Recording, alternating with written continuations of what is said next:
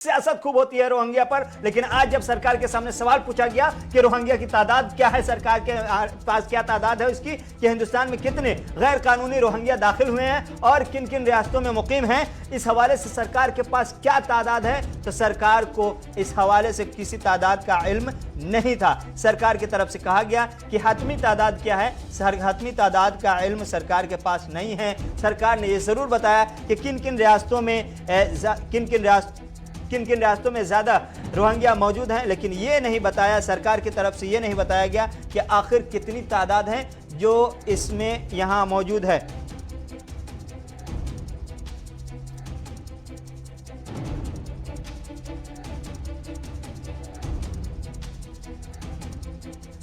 तो गैर कानूनी रोहिंग्या मुहाजिरों से मुतालिक जो बड़ी खबर आज राज्यसभा से निकल कर आए, राज्यसभा में सरकार की तरफ से जवाब दिया गया जब सवाल पूछा गया कि आखिर कितने रोहिंग्या मौजूद हैं हिंदुस्तान में गैर कानूनी तौर पर, जो इलीगल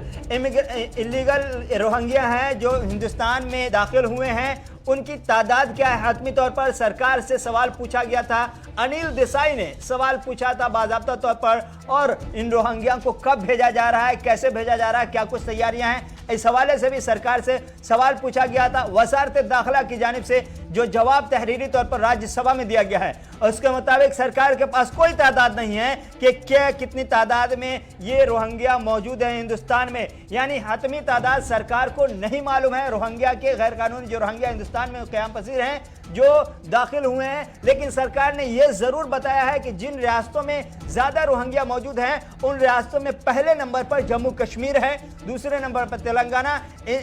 वज़ारत दाखिला की तरफ से जो जवाब दिया गया है और जो सीरियल रियासतों के हवाले से जो सीरियलाइज किया गया है, यानी जिन रियासतों को पहले जिक्र किया गया है, उससे यह अंदाजा लगाया जा सकता है कि यहाँ ज़्यादा रोहिंग्या मौजूद हैं। सरकार ये कहने का मतलब निकाल रही हो, लेकिन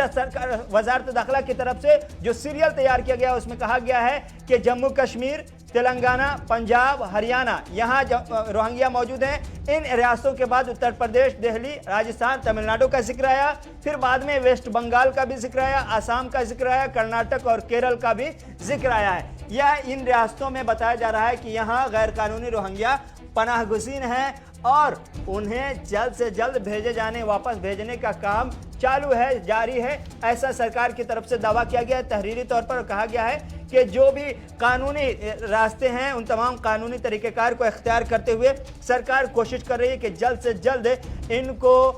भेजा जाए वापस। लेकिन सरकार का कहना है कि there is no accurate data regarding number of such migrants living in the country, यानी कि कितनी तादाद में रोहिंग्या हिंदुस्तान के अंदर मौजूद है, इसका एक्यूरेट तादाद यानी हतमी तादाद सरकार के पास नहीं है। सियासत खूब होती है, जाहिर सी बात है, ये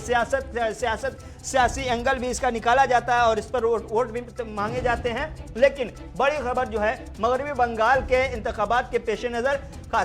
खास तौर से ये सवाल बड़ा अहम था, इसलिए अनिल देसाई की जानिब से पूछा गया सरकार से कि सरकार क्या ये बता पाएगी कि सरकार के पास कितने तादाद में रोहिंग्याओं के हवाले से इल्म है, यानी रोहिंग्या के कितनी तादाद में सरकार में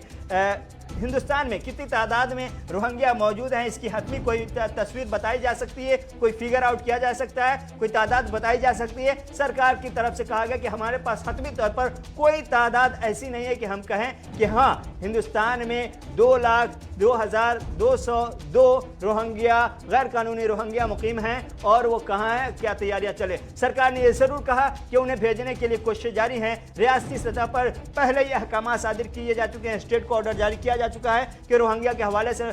जल्द आगे की कार्रवाई की जाए, उनकी शनाख्त की जाए और उनको जल्द से जल्द वापस भेजने की तैयारी जो चल रही है उसमें शामिल हो। तो रियासतों को हिदायत बहुत पहले